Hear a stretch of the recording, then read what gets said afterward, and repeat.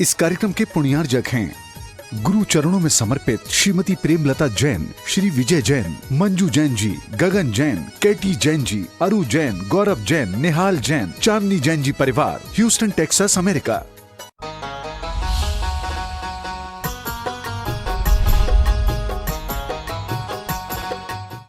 संत शिरोमणि आचार्य गुरुवर श्री विद्यासागर जी महाराज की जय और हम योग प्रणेता पूज्य गुरुवर श्री प्रणम्य सागर जी महाराज की जय। ओम अरहम नमः। श्री तत्वात् सूत्र के शंका समाधान सत्र में आप सभी का स्वागत है। आज पूज्य श्री के द्वारा आपकी की गई शंकाओं का समाधान किया जाएगा। यदि आप भी अपनी शंकाएं भेजना चाहते हैं तो विजिट कीजिए ttv.arham.yoga और हमारे शंका समाधान फॉर्म को फिल कीजिए। सत्र संबंधी शंकाओं का समाधान स्वयं पूज्य श्री करेंगे। इस कक्षा की सभी जानकारियां जानने के लिए आप हमारी वेबसाइट ttv.arham.yoga को विजिट कर सकते हैं। आप हमारे व्हाट्सएप ग्रुप भी ज्वाइन कर सकते हैं cut.ly/तत्वात् पर। इस कार्यक्रम के प्रसारण में पुण्यार्चक बनकर आप धर्म प्रभावना कर सकते हैं और पुण्यार्जन भी कर सकते हैं। आप टीम अरहम को 9810436940 पर संपर्क कर सकते हैं। तो चलिए अपने सत्र की शुरुआत करते हैं पूज्य श्री के द्वारा अरहम ध्यान योग के माध्यम से। सीधे बैठ जाइए। आसन सुखासन, अर्ध पद्मासन या पद्मासन हो। गर्दन सीधी, कमर सीधी। आज हम आज्ञा विषय धर्म ध्यान करने के लिए अपना मन तैयार करते हैं। जिस आज्ञा विषय धर्म ध्यान से ही अन्य धर्म ध्यान संभव है। अपने आप को व्यवस्थित करें, सीधे बैठें, गर्दन सीधी, कमर सीधी, आंखें आराम से बंद करें। ज्ञान मुद्रा के साथ अपने दोनों हाथों को अपने घुटनों पर रखें। मन में जैसा बताया जा रहा है उसी के अनुसार विचार करेंगे, क्योंकि विचार ही करने का नाम धर्म ध्यान है।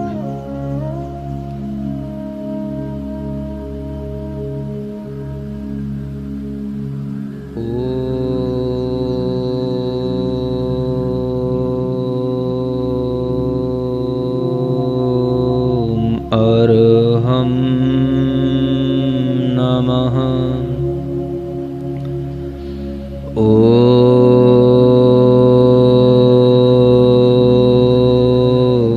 अरहम नमः।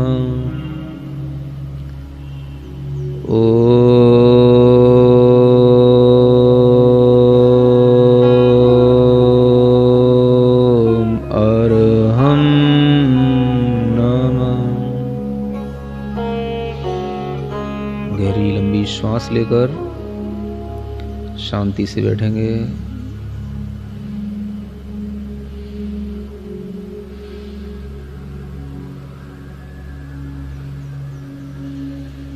पूरे लोक के अंदर बस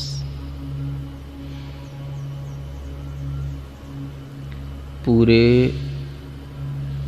लोक में अनंत जीव हैं, अनंत पुद्गल पदार्थ हैं, धर्म द्रव्य है, अधर्म द्रव्य है, काल द्रव्य है, आकाश द्रव्य है, जो अत्यंत सूक्ष्म है, सर्वज्ञता के अलावा जो किसी के ज्ञान में नहीं आ सकते। ऐसे अनेक सूक्ष्म द्रव्यों से भरा हुआ यह लोक संपूर्ण लोक को जो अपने केवल ज्ञान में भी एक छोटे से द्वीप की तरह देखते हैं, जिनका ज्ञान इतना बड़ा है कि उस ज्ञान में हमें यह पूरा लोक भी बहुत छोटा सा दिखाई देता है। पूरा 3 जगतमय यह संसार सर्वज्ञ भगवान की आज्ञा से ही जानने में आता है। अधोलोक में अनेक नारकियों का आवास है। मध्यलोक में मनुष्य, तिर्यंच और कुछ देव भी रहते हैं। ऊर्ध्वलोक में देवों का ही आवास है और सबसे ऊपर सिद्ध लोक है, जहाँ पर मुक्त आत्माएं वास करती हैं।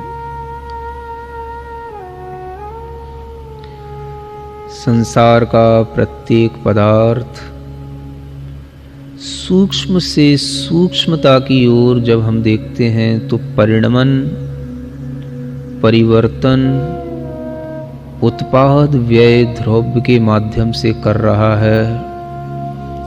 यह मैं सर्वज्ञ भगवान की आज्ञा से जान रहा हूँ, श्रद्धान कर रहा हूँ, पूर्ण रूप से इसी तरह से देख रहा हूँ। संसार के प्रत्येक पदार्थ में, चाहे वो चेतन हो, अचेतन हो, शुद्ध हो, अशुद्ध हो, निरंतर प्रति समय पुरानी पर्याय का नाश होता है, नई पर्याय उत्पन्न होती है। द्रव्य अपने स्वरूप में ज्यों का त्यों बना रहता है। ऐसे सूक्ष्म विज्ञान को बताने वाले सर्वज्ञ देव की आज्ञा का विचार करते हुए इस आज्ञा को मैं प्रामाणिक मानते हुए अपनी श्रद्धा से इस आज्ञा को स्वीकार कर रहा हूँ। संसार के सभी जीवों में अनेक तरह के परिणाम हैं, भाव हैं, विचार हैं, अनेक तरह के कर्म बंध हैं। वो सब सर्वज्ञ भगवान के ज्ञान में उनकी बंधने की प्रक्रिया, उनके झड़ने की प्रक्रिया, उनकी शक्ति में कमती बढ़ती होने की प्रक्रिया सब देखने में आई है। अत्यंत उपकारी उन अरिहंत सर्वज्ञ देव ने हमें कर्म विज्ञान का बहुत बड़ा ज्ञान दिया है। मैं उसे आस्था से, श्रद्धा से स्वीकार करता हूँ। सर्वज्ञ भगवान के ज्ञान की बात जो मैं अपने कान से सुन रहा हूँ, इस श्रुत ज्ञान को मैं पूर्णतया स्वीकार करता हूँ। श्रुत ज्ञान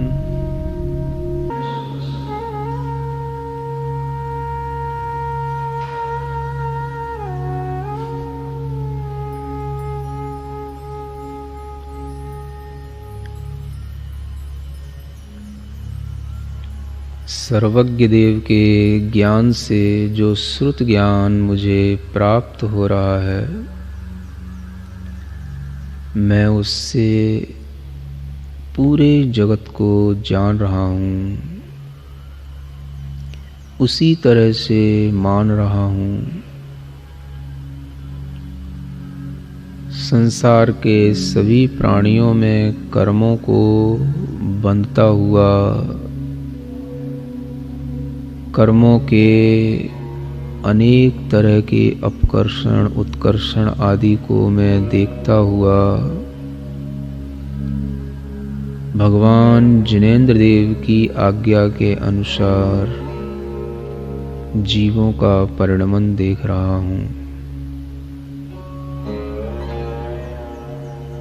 इस संसार में कुछ भी नया नहीं है। सभी पौद्गलिक पदार्थों का भोग उपभोग पहले किया जा चुका है। इस संसार में जो भी जीव पहले हुए हैं उन सब के बारे में भी ज्ञान देने वाले सर्वज्ञ भगवान ने हमें भूत भविष्यत और वर्तमान का तीनों कालों का ज्ञान दिया है। मैं सर्वज्ञ देव की आज्ञा को स्वीकार करता हूँ। सूक्ष्म तत्वों का विवेचन, अत्यंत दूरवर्ती पदार्थों का विवेचन, अतीत काल का विवेचन, सभी कुछ सर्वज्ञ के अलावा नहीं जान सकता। सर्वज्ञ के अलावा कोई नहीं देख सकता।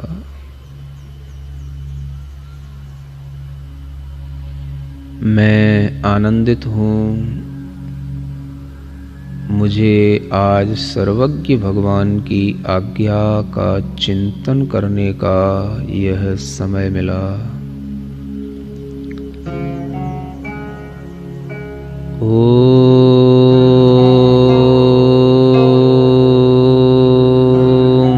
अरहं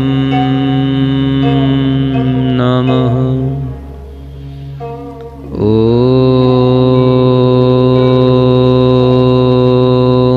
अरहं नमः।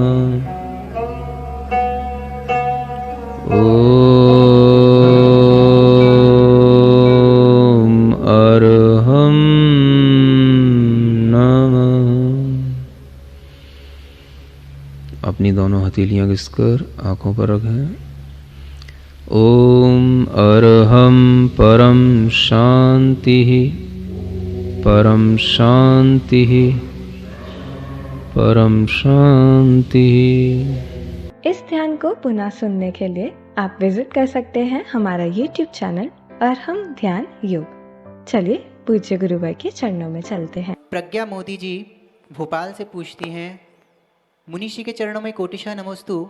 मेरी जिज्ञासा यह है कि हमें कैसे पता चला कि हम जम्बू द्वीप वाले भरत क्षेत्र में ही हैं। यदि किसी मनुष्य का जन्म धातकी द्वीप या पुष्करार्थ द्वीप में हो तो उन्हें कैसे पता चल जाता है कि वह किस द्वीप में है? कृपया मेरी जिज्ञासा का समाधान करें। नमोस्तु गुरु।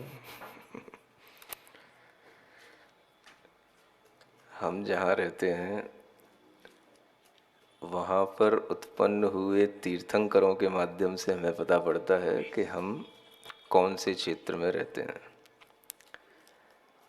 जो भी तीर्थंकर जन्म लेते हैं उन तीर्थंकरों के दिव्य ध्वनि से यह निकलता है कि इस जम्बू द्वीप के भरत क्षेत्र में इस अवसर्पणी काल में ये तीर्थंकर होते हैं, हुए हैं, होंगे। इस तरह का वर्णन तीर्थंकरों के माध्यम से हमें ज्ञात होता है।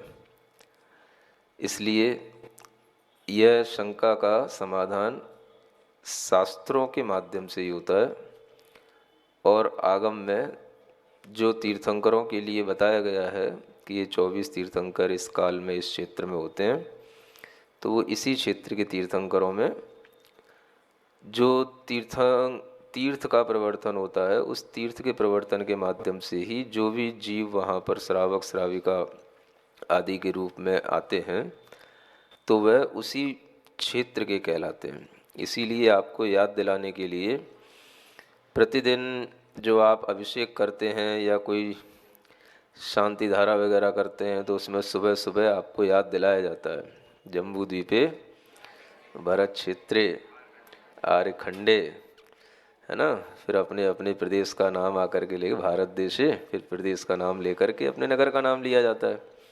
तो इसीलिए ये याद दिलाया जाता है कि आप कंफ्यूज ना हो और इसी तरह से मान के चलें कि हम जम्बू द्वीप के ही भरत क्षेत्र में हैं, किसी अन्य द्वीप के नहीं हैं। नमोस्तु महाराज जी।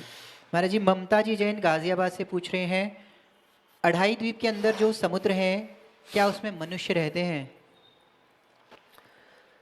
ढाई द्वीप के अंदर जो समुद्र हैं उनमें मनुष्य रहते भी हैं और रहने के लिए अगर देखा जाए तो उन्हें अंतर्द्वीपज मनुष्य कहा जाता है। कुमानुष की संज्ञा उनको प्राप्त होती है।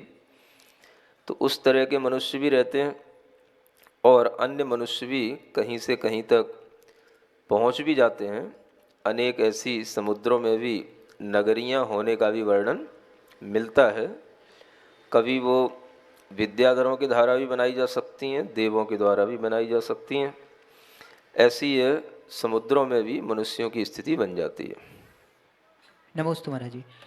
मुनिषी साक्षी जैन मंगलूर उत्तराखंड से, तीर्थंकर और सामान्य केवली दोनों 5000 धनुष ऊंचाई पर बैठते हैं।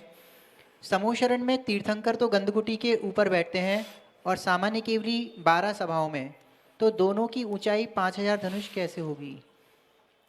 व्यवस्था सब बन जाती है। तीर्थंकरों के आगे बैठना है तो सामान्य केवली की व्यवस्था तीर्थंकरों से थोड़ा सा अंतर के साथ में होगी और वह अंतर हो जाता है। ऐसा नियम नहीं समझना चाहिए कि जैसे वो 5000 धनुष हैं तो अब 1 इंच भी आगे पीछे नहीं होंगे, बिल्कुल वो बिल्कुल वहाँ पे बिल्कुल, मतलब कहना चाहिए अड़ ही गए हों। ऐसा नहीं होता।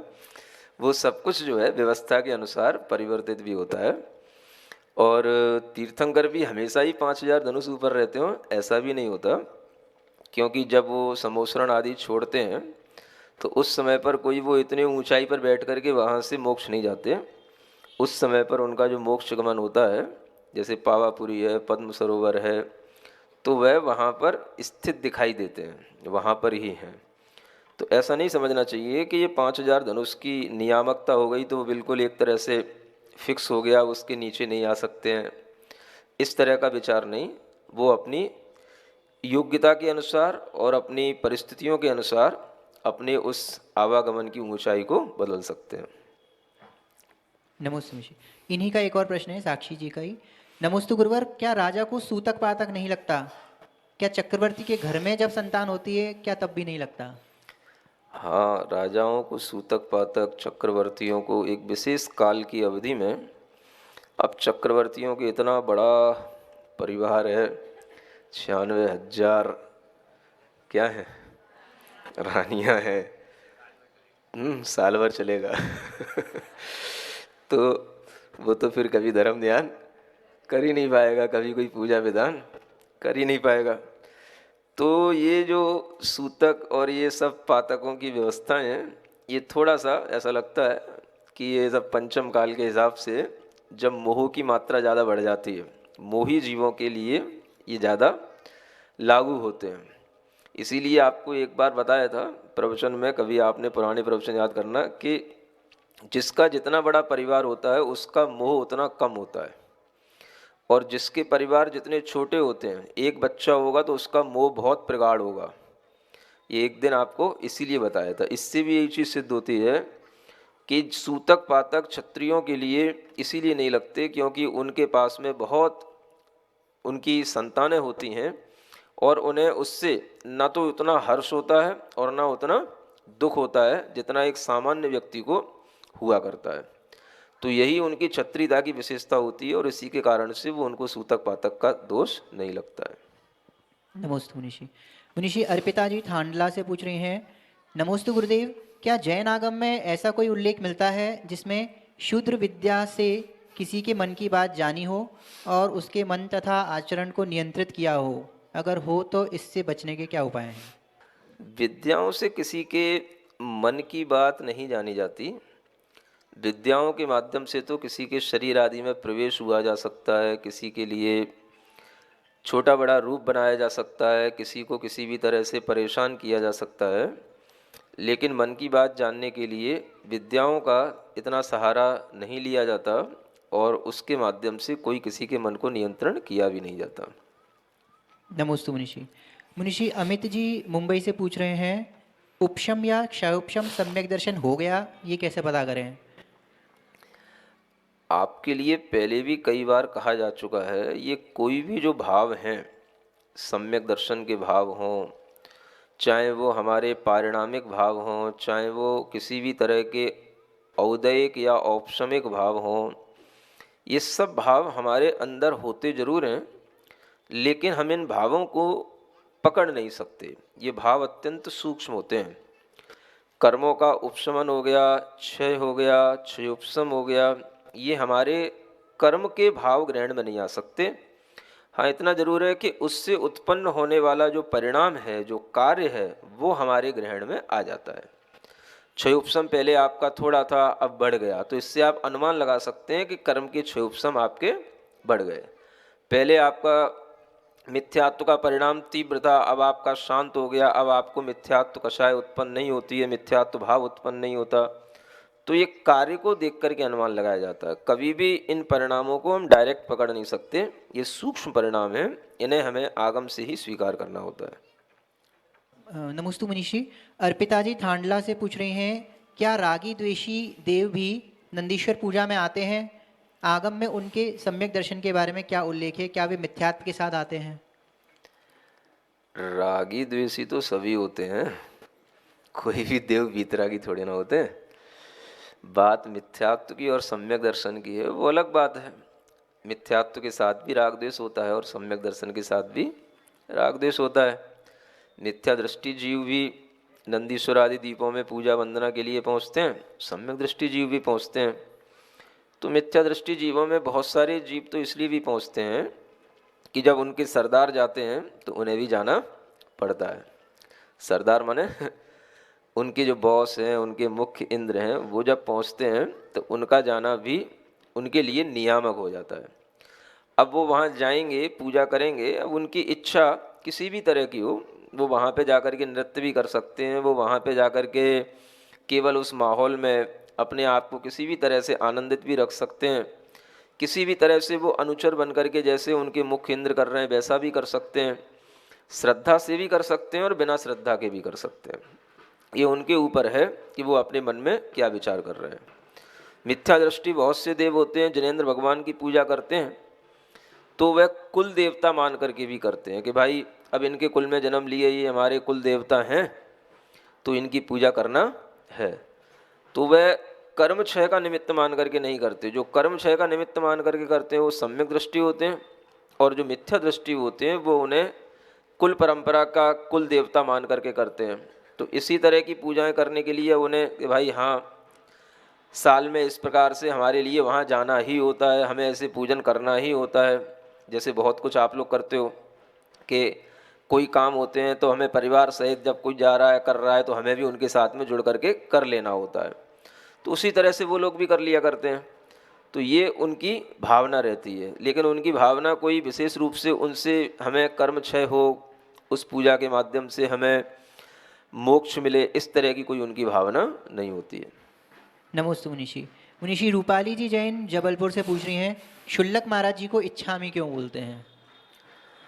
अब इच्छामी का मतलब है इच्छा करता हूँ, और यह समाचार के कुछ नियम एक तरह से नियुक्त कर दिए गए हैं ताकि हर कोई कुछ भी ना बोलने लग जाए, है ना।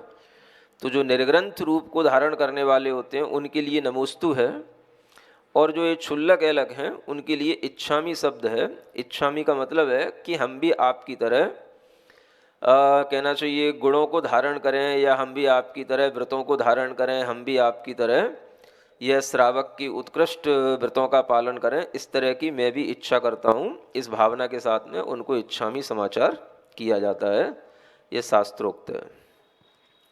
नमोस्तु मुनिषी। प्रीति जी जैन कमला नगर आगरा से पूछ रहे हैं, दशलक्षण और अष्टानिका में अशुद्धि आना किस पाप कर्म का संकेत है, इसे पुण्य कर्म में कैसे बदलें? ये सब तो स्त्री पर्याय के कारण होने वाली स्वाभाविक गतिविधियां हैं। हर चीज को हम अंतराय के रूप में न देखें। अंतराय कुछ विशिष्ट कार्यों के लिए जब हमारा मन बना हुआ हो और उसमें व्यवधान आए तो वह अंतराय कहलाता है। ये सब जो एक चक्र चलता है, उस चक्र के तहत अपने अपना टाइम आता है और उस टाइम पर ये सब गतिविधियां होती हैं। फिर भी अगर ये अंतराय कर्म आपको महसूस होते हैं तो इसी से आपको समझना चाहिए कि स्त्री पर्याय होने के कारण से हम इन धर्म कार्यों से वंचित रह जाते हैं। और इस तरह से यह अंतराय, अगर नाम आप पूछना चाहते हैं कि कौन सा अंतराय है, तो इसे अपन लाभ अंतराय कह सकते हैं कि हमें धर्म लाभ होने वाला था, वो हमें नहीं हो पाया। इसको इसी तरह से देखना चाहिए। नमोस्तु मुनिषि। मुनिषि शांतिलाल जी व्यवहारे गंगापुर से पूछ रहे हैं, लवण समुद्र में मुख्य 4 पाताल और लाखों की संख्या में क्षुद्र पाताल हैं। ये पाताल क्या हैं? क्या ये पाताल लोक है? हाँ, पाताल माने गहरी अवस्था वाली चीज़ें, जो बहुत गहराई तक भी लवण समुद्र के अंदर जो बनी हुई चीज़ें हैं वो पाताल के रूप में कही जाती हैं। तो कुछ जो है छोटे व्यास को लेकर के वो गहराइयाँ हैं, उनको क्षुद्र पाताल कहेंगे। कुछ जो है बड़े व्यास को लेकर के वो गहराइयाँ हैं, उनको बड़ा पाताल कहा जाता है, ऐसा समझना। दूसरा प्रश्न इनका, भोग भूमि के मनुष्यों का आहार बेर जैसा, बहेड़े जैसा और आंवले जैसा है, तो उनका शारीरिक बल कितना होगा? उनका शारीरिक बल बल तो भोग भूमि के जीवों को अपने उत्कृष्ट सेनन के अनुसार प्राप्त ही होता है। ये सब तो थोड़ा सा क्षुधा वेदनी जो असाता वेदनी के कारण से होती है, उसको मिटाने के उपाय हैं।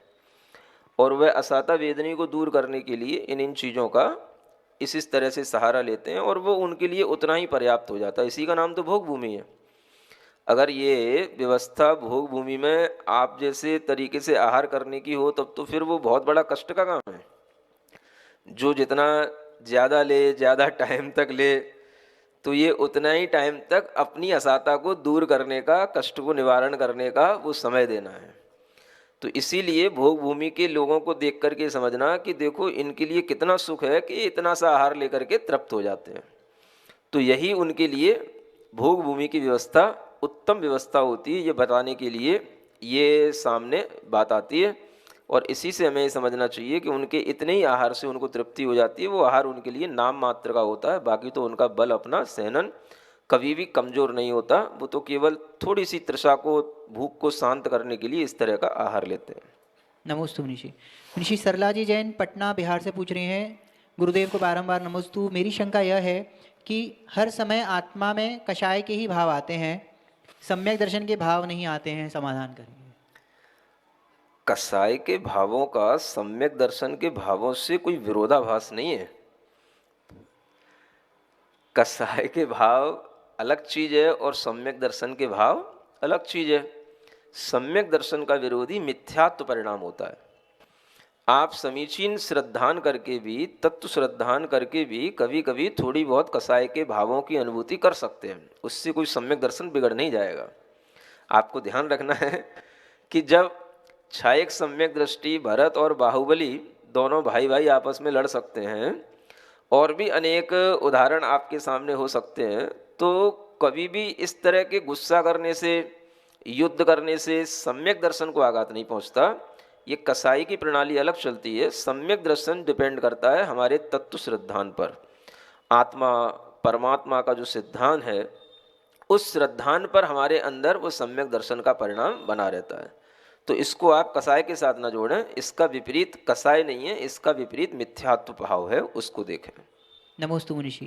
मुनिषि सुधा जी जैन सिरसागंज से पूछ रही हैं, क्या तीर्थंकर भगवान छद्मस्त अवस्था में पिच्ची कमंडल रखते हैं?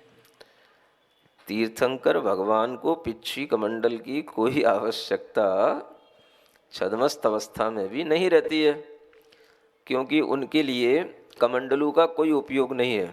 उनका शरीर इतना अब बढ़िया होता है, हर तरह की उसमें फैसिलिटी होती है उन्हें कभी कमंडलू का पानी यूज करने की उसके लिए कोई ज़रूरत पड़ती नहीं।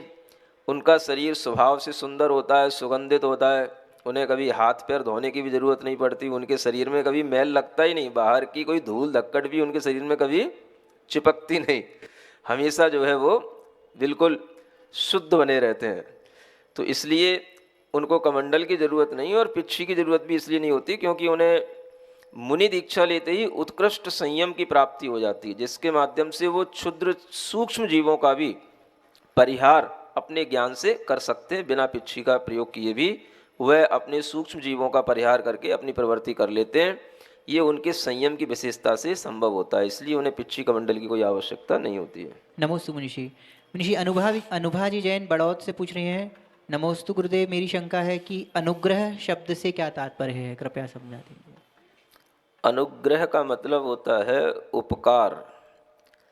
उपकार के अर्थ में ये अनुग्रह शब्द आता है कि द्रव्य का एक दूसरे द्रव्य के ऊपर जो उपकार चलता है वही उसका अनुग्रह कहलाता है।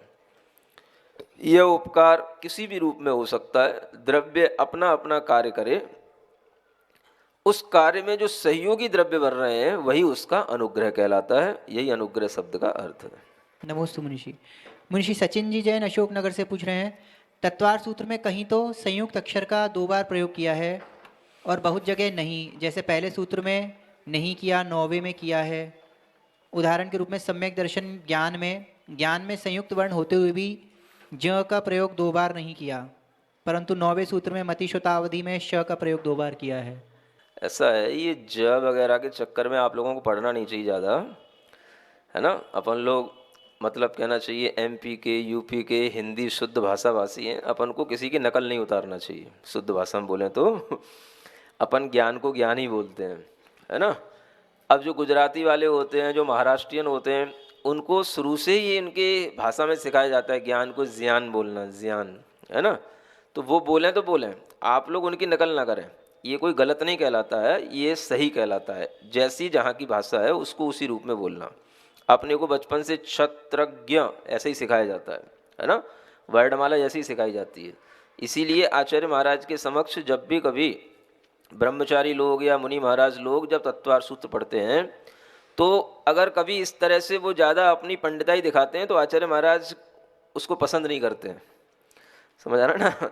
आप ना ज़्यादा उसको संयुक्त अक्षर के चक्कर में पड़े, जहाँ अत्यंत जरूरी होता है जिससे कि अर्थ कोई दूसरा प्रतिभाषित हो रहा हो तो वहाँ पर संभाला जाता है।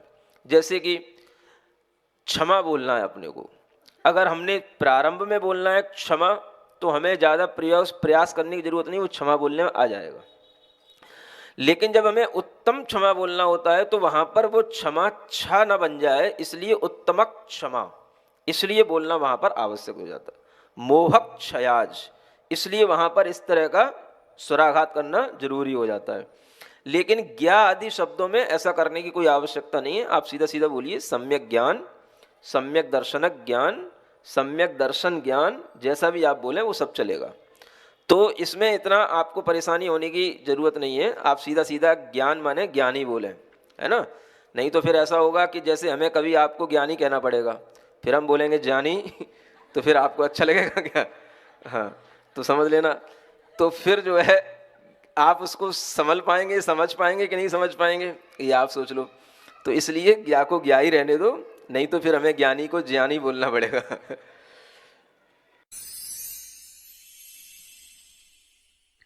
सिरिजिण वाणी जग कल्याणी, जग जन मदतम मोहरी, जणमण हारी गढ़हर हारी, जम जरा भव रोग हरी, तिथ्य राणम दिव्य झुणिम जो पड़ई सुणई मय्ये धारई, राणम सौख मणंतम धरिय, सासद मोक्ष पदम पावई, सासद मोक्ष पदम पावई।